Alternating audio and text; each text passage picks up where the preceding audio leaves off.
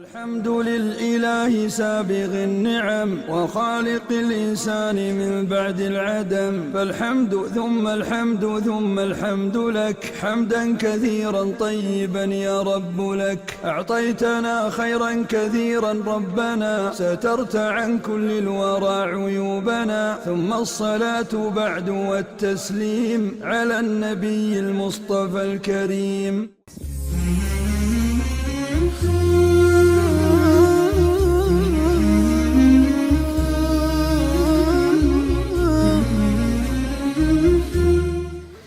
Assalamu alaikum wa rahmatullah. So this is going to be part 2 of the video that we're going to be doing. Because the internet connection is so poor, I just decided to do a video and then I'm going to upload to Facebook. So this is the largest Masjid of Xi'an, as I had mentioned in my previous video, and we decided to come back because yesterday it was raining, and I just wanted to show you the outer complex. The outer complex, we're going to be going very quickly over this. We're going to be showing all of these sites. This original structure that you see over here was the structure that was built by the Tang Dynasty over 1,100 years ago. That is the original structure that was gifted by the emperor. The emperor at the time was the one who constructed this mosque by his expenses, and this entire complex was gifted to the Muslims. That is the mosque over there. So there are elements of other temples over here as well. In that, how do Chinese temples work? There are large spaces of meditation, just greenery, just grass, where people just go and they meditate. So when the Muslims basically built one of the first masajid, there were certain motifs that were halal. It's halal to have a garden in the masjid. We have other things on the side. So the Muslims basically incorporated some of those things, and they made the masjid similar to structures that are known here in China. So you see over here, this is the original Tang Dynasty. Then later on, the Ming Dynasty built a number of archways over here, and various other dynasties and other entities throughout the last 1,000 years built more and more structures. So we're going to be going to see the entire structure, the outer complex, as I had said.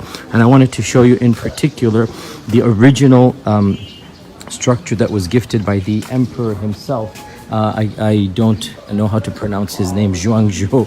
Apologies, I must have messed up the translation pretty bad. This is the original structure that was standing at the opening of the mosque when it was gifted by the emperor 1,100 something years ago. And inside of this you see a dragon. And this is over 1,200, 1,100 something years old, 1,200 years old. You see a dragon. And that dragon, it kind of surprised us when we first saw it, because we said, why would there be a dragon inside a masjid?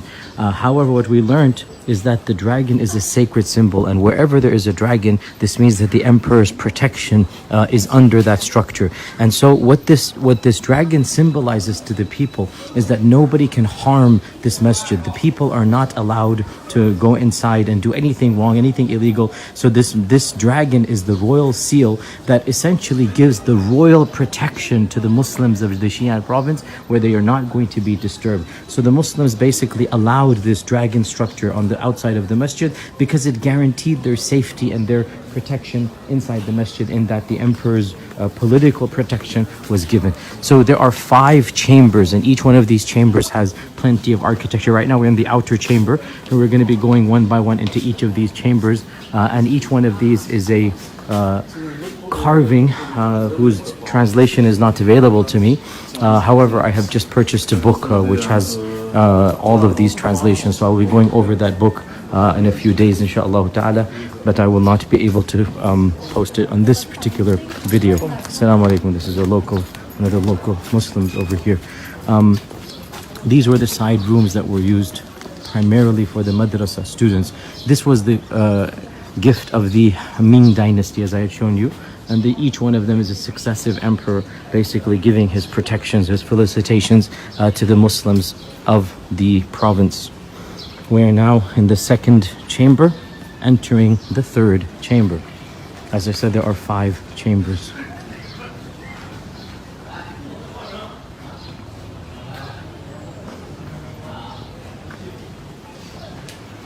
Here we have again ancient Islamic Chinese carvings of the names of Allah subhanahu wa ta'ala in the ancient Chinese Arabic script.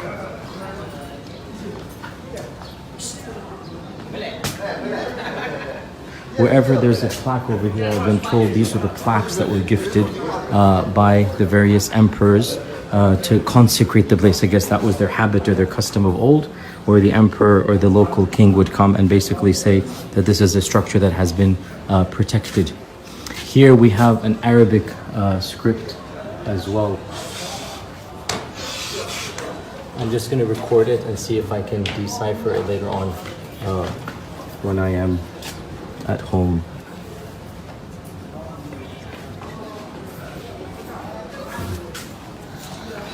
This is, we had said, the minaret of the masjid. This is where the muezzin would stand and give the adhan. And it is the complex, this is the tallest complex within the masjid. And it is the minaret. It is not used currently. This was only used in ancient times. This was used when, obviously, before the era of the microphone.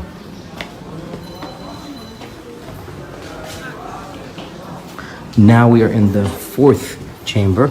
This is now the fourth chamber, be right before the final one. The current restrooms are to the right and the left.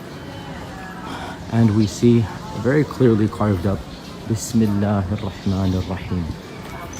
Bismillah ar-Rahman ar-Rahim. This is around 350 years old, this particular carving, 350 to 400 years old. Now we have the final complex that we are entering, and it is the complex that leads to the masjid. These are the local Chinese Muslims that have gathered before Salat al-Dhuhr. This is right before Salat al-Dhuhr time. Some of the local Chinese told me that the calligraphy that is in Chinese over here cannot be read by them because it is ancient Chinese. So even they do not understand it. This is the distinctive wear of the local Hui Muslims. We see them, mashallah, tabarakallah, just congregating. MashaAllah, tabarakallah. Assalamu alaikum, MashaAllah. Right before we enter the masjid, there is once again the dragon seal, as I had mentioned for you. I'm not aware how old this one is. This is the dragon seal, which again signifies the protection of the emperor. This is the Masjid Complex, the final Grand Masjid Complex. And this particular structure, the physical structure, dates back around 500 years, 400 to 500 years. As I had mentioned, the land was gifted to the Muslims 1,100 or 1,200 years ago, but this particular structure dates back around 5 centuries. And so you can see the antiqueness of the masjid. You can see the beautiful calligraphy carvings, and as I had mentioned in my other video, the names of Allah subhanahu wa ta'ala outside.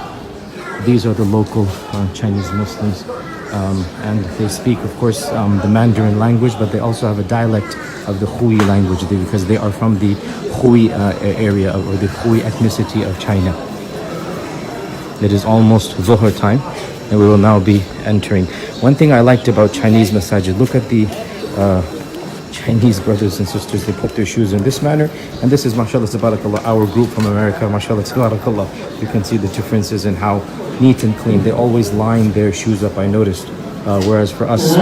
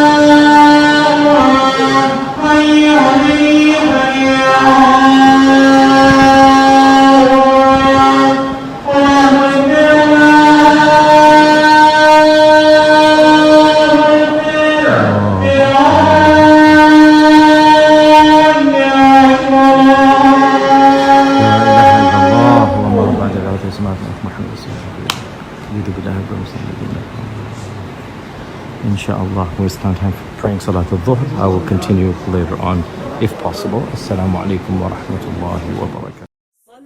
عليك الله يا خير الورى تعداد حبات الرمال وأكثرا صلى عليك الله ما غيث هما فوق السهول وبالجبال وبالقرى فوق السهول وبالجبال وبالقرى.